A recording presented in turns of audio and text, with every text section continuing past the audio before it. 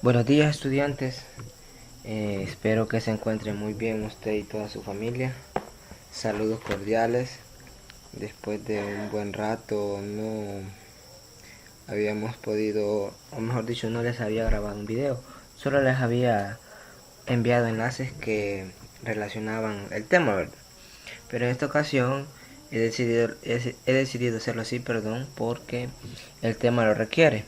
Entonces, recordemos que vamos iniciando la unidad número 4. La semana pasada les mandé la temática y el objetivo y la decoración del tema, ¿verdad?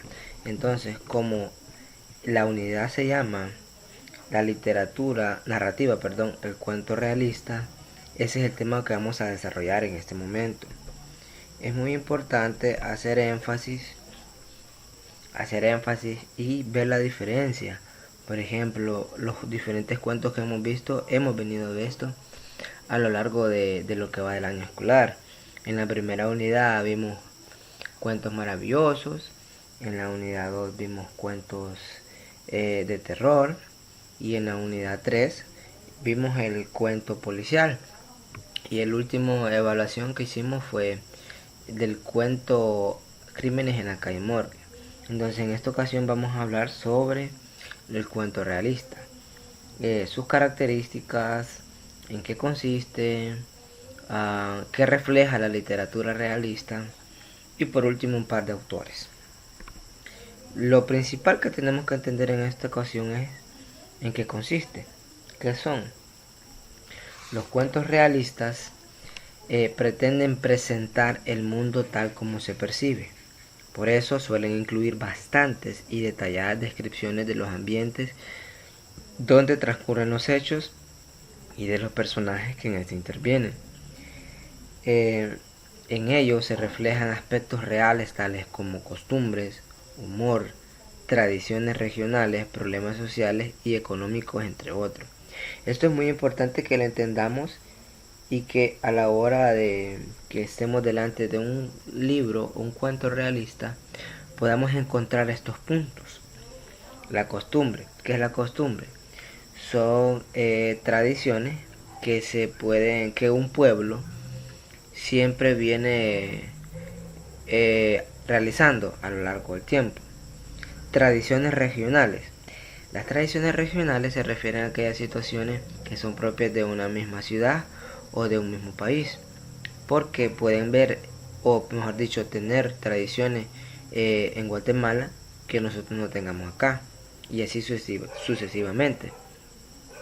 El lenguaje coloquial es uno de los puntos muy importantes que trata de reflejar, porque el ejemplo del costumbrismo o del cuento realista también influye mucho el costumbrismo, que en ellas van inmersas ideas, tipos de pensamiento o formas que hasta cierto punto se comparten. Entonces, por lo general tienen como objeto denunciar algunas condiciones negativas de la realidad. En ellos se retrata que los escritores y escritoras observan de la sociedad. La razón priva sobre la imaginación y la fealdad tiene tanta importancia como la belleza, el vicio como la virtud. Entonces, reflejar la realidad es meramente un punto de partida importante para este tipo de cuentos. No olvidemos esto. ¿Cuáles son las características del cuento realista que nosotros podemos encontrar? Si bien son productos de la imaginación del autor, siempre se busca que resulte creíble. Ojo a esto. Narran acontecimientos verosímiles, o sea, creíbles, es decir, que el autor intenta que resulten posibles en nuestra realidad. El escritor realista trata de narrar los hechos con objetividad y para lograrlo se vale de la observación directa. ¿Observación directa de qué? De la sociedad que le corresponde vivir. Suele haber descripciones claras y precisas que sirven para acentuar el realismo de la narración. El lenguaje suele imitar al que es propio de la condición social y de la edad del personaje. Se lo aprecia en los diálogos que incluyen expresiones de lenguaje oral. Los diálogos reflejan las variedades de lengua, un lenguaje coloquial. Esto es muy importante, debido a que en los ejemplos que vamos a ver, o mejor dicho, les adelanto desde ya que vamos a comprar un libro y en ese tipo de cuentos van a utilizar un lenguaje que se utiliza en el área rural y que es acorde a la condición social.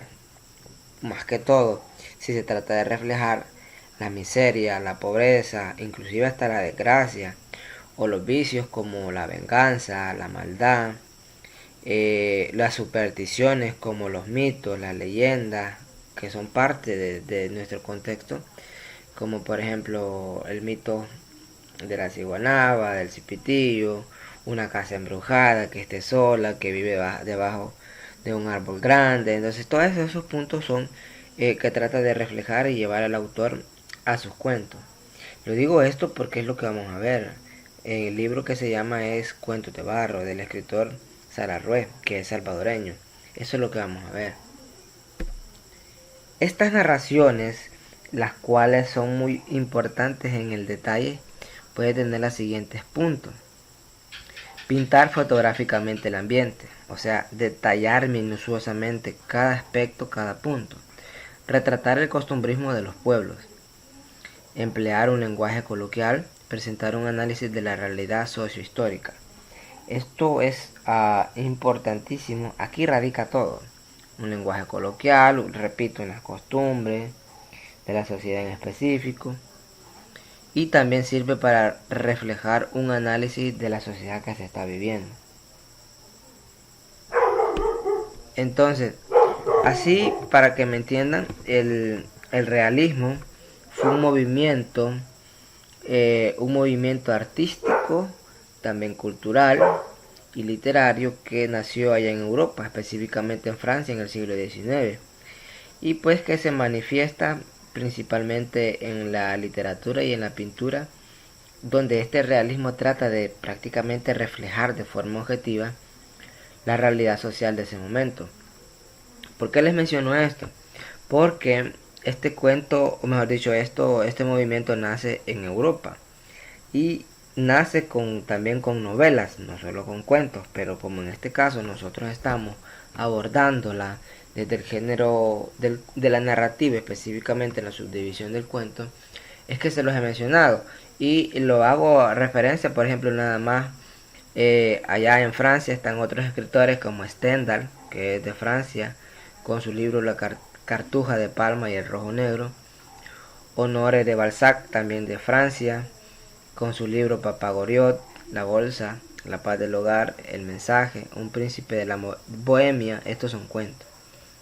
Gustave Flaubert también es francés, con su libro Madame Bovary, que es novela. Count de Montespan, también que es francés, en este caso La Bola de Cebo, que es una pieza de teatro. En Inglaterra tenemos a Charles Dickens con David Copperfield, Cuentos de Navidad y Oliver Twist, son novelas. Fyodor Dostoyevsky, que es de Rusia, con su libro El Idiota, Crimen y Castigo y Los Hermanos Karamazov, que son cuentos. Y también tenemos, perdón, los últimos son novelas. Y también por último tenemos a Benito Pérez Galdós en España con su libro Marianela. Esto es nada más de ejemplo, no es necesario que lo copien. Pero lo que sí quiero que entiendan es esto. Autores salvadoreños, prácticamente estos son cuentos. Ahí existe una gran variedad de escritores y que el cuento realista en cuanto a los salvadoreños ha venido evolucionando durante los siglos XIX y el siglo XX, con autores como Francisco Herrera Velado, Arturo Ambrogi, José María Peralta Lagos y Salvador Salazar Arrué, conocido por su seudónimo simplemente como Salarrué. Entonces este último como máximo exponente. También hay novelas realistas, pero en este caso meramente voy a abordar autores de cuentos. José María Méndez con su obra Las Mormonas y otros cuentos. Francisco Herrera Velado con Agua de Coco y también El Dolor. Alberto Rivas Bonilla, Me monto en un potro. Ramón González Montalvo, Pacunes. Hugo Lindo, Guaro y Champaña. Napoleón Rodríguez Ruiz, La Isla de los Pájaros. Este también tiene una novela que se llama Jaraguá. Miguel Ángel Ramírez con Tierra Adentro. Y por último, pero no menos importante, Salvador Efraín Salazar Arrué, mejor conocido por su seudónimo como Salarrué. En sus cuentos de barro, cuentos de cipote y trasmayo, narra y refleja prácticamente la idiosincrasia, el coloquialismo, las costumbres, la forma de vivir, la forma de pensar y hasta hacer una crítica como el salvadoreño puede tener muchos antivalores y buenos valores. Entonces es en este punto de partida donde estos personajes, o esto mejor dicho, estos escritores reflejan en sus personajes todo lo que antes le he mencionado. Ahora, ¿qué es lo que vamos a hacer? ¿Cuál va a ser los poemas, o mejor dicho, los cuentos?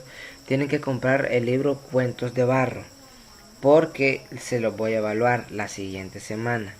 Lee todos los cuentos y yo voy a mandar una guía la siguiente semana. Pero si llega a haber algún cambio de planes, yo se los avisaría por este mismo medio, ¿verdad? Aquí por el Google Classroom. El marco y los personajes. Esto se refiere a la situación donde se describe, donde se desarrolla el marco y los personajes del cuento realista. Como todo cuento, el realista tiene un marco, es decir, un tiempo y un lugar donde se desarrolla la historia, y personajes que llevan a cabo las acciones o dichas historias. Pero en el cuento realista estos elementos cumplen funciones especiales. Veámoslo a continuación. El marco. Su descripción minuciosa, o sea, detallada, contribuye a la verisimilitud, es decir, a hacer creíble y vivida la historia. Tiempo y lugar, donde se desarrolla la historia que se puede presentar directamente cuando se mencionan lugares reales y fechas precisas. Por ejemplo, San Salvador 1950, para un ejemplo. Entonces está haciendo un tiempo y lugar directo. Pero la otra forma es que sea de forma indirecta, es a partir del habla de los personajes y de las descripciones de objetos y de costumbres, que entre el diálogo de estos personajes se describe el año y el tiempo. Perdón.